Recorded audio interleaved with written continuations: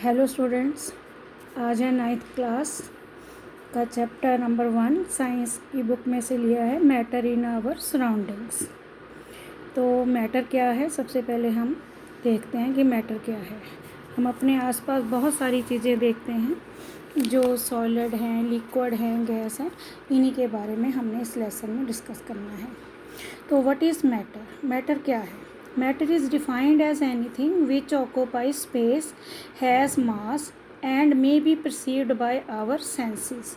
तो मैटर कुछ भी हो सकता है, वो सारी चीज़ें जो कि जगह घेरती हैं, जिनका द्रव्यमान होता है, मास होता है और जिनको हमारे सेंस महसूस कर सकते हैं, उनको हम कहते हैं मैटर। तो सभी पदार्थ जो हैं, मैटर जो हैं, वो पार्टिकल से बने होते हैं। अब हमने देखनी है कि इनकी करैक्टरिस्टिक्स क्या हैं पार्टिकल्स की। तो particles, characteristics of particles of matter. Particles of matter have space between them. तो मैटर के जो पार्टिकल्स होते हैं उनमें खाली जगह होती है।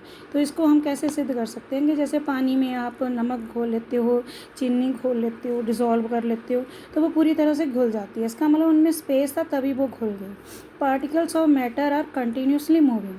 तो मैटर के पार्टिकल्स जो होते हैं वो लगातार मूव करते रहते हैं। तो सॉलिड में ये इनकी मूवमेंट स्लो होती है और लिक्विड में उनसे थोड़ी ज़्यादा होती है और गैसेस में तो बहुत ज़्यादा होती है। तो गैसेस के में ज़्यादा ये कंटिन्यूसली मूव करने के कारण तो ये बहुत जल्दी फैलते हैं। और इसी तरह हमें पता चलता है कि गरम खाने की सुगंध जो है वो हमें आ जाती है दूर से ही। तो इसका कारण क्या है? डिफ्यूज़न। तो डिफ्यूज़न क्या है? Intermixing of particle of two different types of matter in on their on is called diffusion. तो डिफ्यूज़न में क्या होते हैं कि दो पार्टिकल्स जो हैं अलग अलग मैटर के, वो आपस में इंटरमिक्स हो जाते हैं, तो उनको हम कहते हैं डिफ्यूज़न। तो डिफ्यूज़न के कारण ही हमें गर्म खाने की सुगंध का पता चलता है। और डिफ्यूज़न बढ़ जाता है यदि हम उसका टेम्परेचर बढ़ा देते हैं। तो हमारा यही क्वेश्चन है अगला कि गर्म खाने की, सीजलिंग फूड की जो स्मेल है वो हमारे तक कई मीटर दूर तक हमारे पास आ जाती है, और लेकिन ठंडे खाने की स्मेल को लेने के लिए हमें उसके पास जाना पड़ता है। इसका कारण ही है rate of diffusion of A gas increases with the increase in temperature. Temperature बढ़ने के कारण उसकी डिफ्यूज़न की रेट भी क्या हो जाती है? बढ़ जाती है। और आगे है हमारा 3 स्टेट्स ऑफ मैटर। तो 3 स्टेट्स ऑफ मैटर को समझने से पहले हम इनके लिए कुछ डेफिनेशंस देखते हैं। पहली है रिजिडिटी। रिजिडिटी मीन्स होता है कठोरता। ये एक प्रॉपर्टी है जिसके कारण, जिस गुण के कारण कोई पदार्थ जो है अपनी शेप को बनाए रखता है जब हम उस पर कोई फोर्स लगाते हैं। कंप्रेसिबिलिटी क्या होती है? रिजिडिटी, जो सॉलिड होते हैं वो ज़्यादा रिजिड होते हैं, तो लेकिन जो स्पंज है वो रिजिड नहीं होता, उसको हम दबा सकते हैं, लेकिन हम उसको सॉलिड ही मानेंगे क्योंकि वो अपनी शेप को मेंटेन रखता है।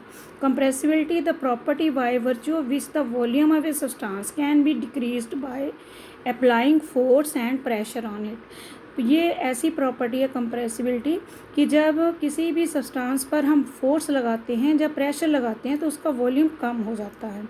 तो स्पंज में ये ज़्यादा कंप्रेसिबिलिटी दिखाई देती है। लिक्विड और गैसेस में तो ये बहुत ज़्यादा कंप्रेसिबिलिटी का गुण होता है। और फ्लूइडिटी का मतलब होता है कि ये ऐसा गुण है किसी भी पदार्थ का जिसमें उसके मॉलिक्यूल जो हैं वो एक स्थान से दूसरे स्थान तक मूव कर जाते हैं, फ्लो करते हैं। इसी तरह है फीलिंग ए गैस कंटेनर। गैसों में ये गुण होता है कि उसके जो मॉलिक्यूल्स होते हैं वो बहुत दूर दूर होते हैं, उनके में फोर्स ऑफ अट्रैक्शन जो होता है नाम मात्र होता है, जिसको हम इग्नोर कर सकते हैं। नेग्लिजिबल होता है। नेग्लिजिबल मतलब विच कैन बी इग्नोर्ड, जिसको हम नज़रअंदाज कर सकते हैं। वो सभी डायरेक्शंस में मूव करते हैं। शेप आपको पता है, it is a definite geometrical arrangement of constitute particles of a substance.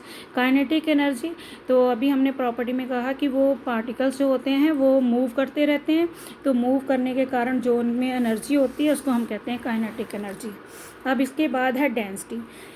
तो density of a substance is mass per unit volume. तो जो हमने स्टेटमेंट लिखी है उसको हम फार्मूले में लिखेंगे, density is equal to mass over volume. तो यूनिट ऑफ जो डेंसिटी है, इसके यूनिट्स हैं वो हैं ग्राम क्यूबिक सेंटीमीटर ले सकते हैं, और इसको ऐसे लिखते हैं जी पर क्यूबिक सेंटीमीटर, जहाँ किलोग्राम पर क्यूबिक मीटर। अब इसी तरह डेंसिटी के आधार पर हम बहुत सारे पदार्थों को आप खुद बता सकते हो कि इसकी डेंसिटी ज़्यादा है या कम है। ये देखिए, इसमें हमें कुछ एग्जांपल्स दी हुई हैं। Air exhaust from chimneys, Honey, water, chalk, cotton and iron. तो इनको हमने डेंसिटी के हिसाब से इंक्रीज़ करना है। तो कैसे है, पहले सबसे कम किसकी डेंसिटी होगी, एग्जॉस्ट फ्रॉम चिमनी की, उसके बाद होगी एयर की।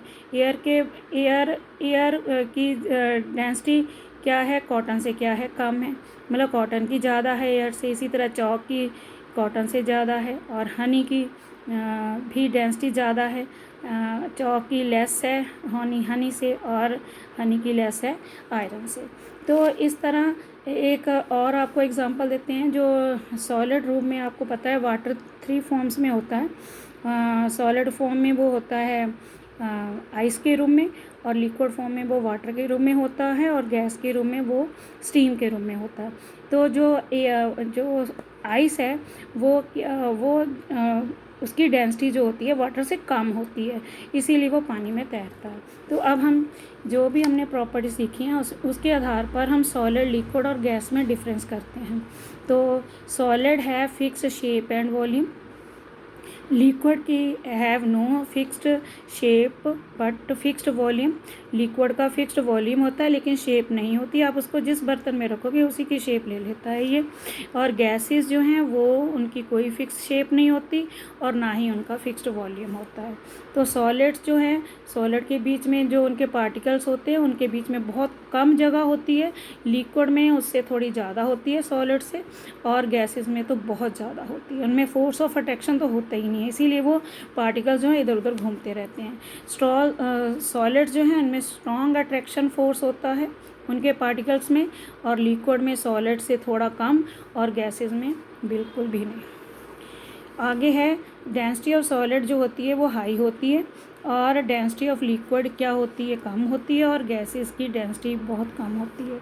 और है कंप्रेसिबिलिटी ऑफ सॉलिड को हम इग्नोर कर सकते हैं, नेग्लिजिबल होती है, मतलब नाम मात्र होती है। और कंप्रेसिबिलिटी ऑफ लिक्विड बहुत कम होती है, और कंप्रेसिबिलिटी ऑफ गैस तो बहुत ही कम होती है। आगे है काइनेटिक एनर्जी ऑफ पार्टिकल्स। अभी मैंने पीछे भी बताया कि जो पार्टिकल्स होते हैं उनमें वो मूव करते रहते हैं, तो उनकी काइनेटिक एनर्जी सॉलिड में बहुत कम होती है, और लिक्विड में थोड़ी सी उससे ज़्यादा होती है सॉलिड से। और काइनेटिक एनर्जी जो होती है लिक्विड में गैस में बहुत ज़्यादा होती है। तो ये था सॉलिड, लिक्विड, गैस। और अगला टॉपिक अगली क्लास में।